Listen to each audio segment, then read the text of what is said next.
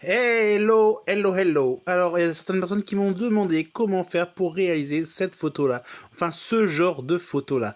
Alors, vous n'avez pas besoin d'autre chose que Instagram. Alors, je sais que, habituellement, je répète souvent que faire les retouches sur Instagram, c'est dommage parce que finalement, la photo que vous allez exporter avec le programme Instagram sera vraiment compressée.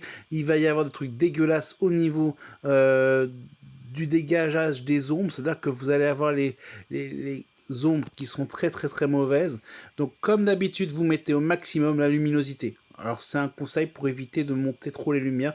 Si la lumière est au maximum, bah, au moins vous avez un petit moyen de référence.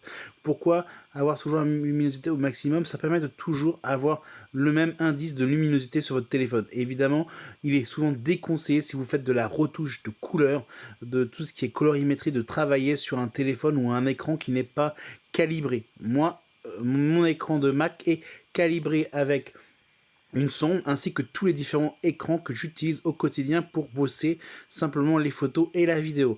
Alors c'est simple, je vais vous refaire exactement le même genre de retouche que sur cette photo là, hein, en direct. Hein. Je reprends évidemment la même photo pour vous montrer que ce n'est pas de la triche. Alors tout simplement je reste en mode normal, voilà, je monte à peu près à 50%.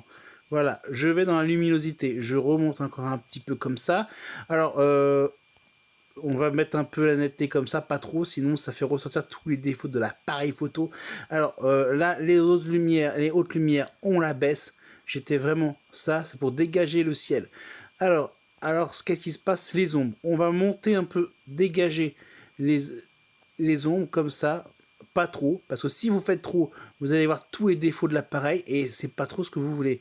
Alors, on va dégager un peu les ombres à 30 et puis après, vous allez tout de suite aller sur les contrastes. Pourquoi ça? Parce que tout simplement, c'est pour récupérer dans les contrastes ce que vous avez perdu en éclaircissant les ombres.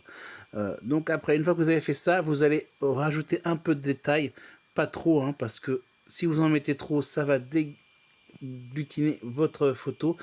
Et là, vous allez pouvoir aller chauffer un peu la lumière. Donc après, il y a une petite astuce, vous allez jouer un peu sur la saturation à 30 degrés. Donc là, on se rapproche un peu de la photo de tout à l'heure. Alors c'est quoi l'astuce? Les hautes lumières.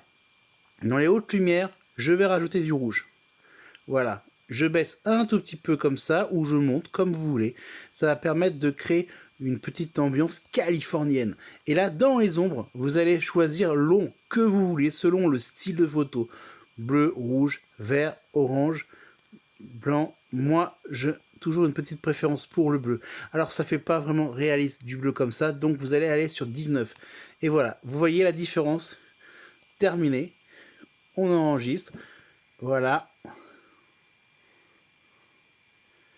On partage. Bon, c'est pour évidemment vous montrer qu'on l'a. Alors, maintenant, nous allons aller tout de suite sur la photo pour voir la chose. Donc, vous voyez, on est vraiment sur quelque chose de similaire. Hein. C'est pratiquement la même retouche sans être la même retouche. Hein.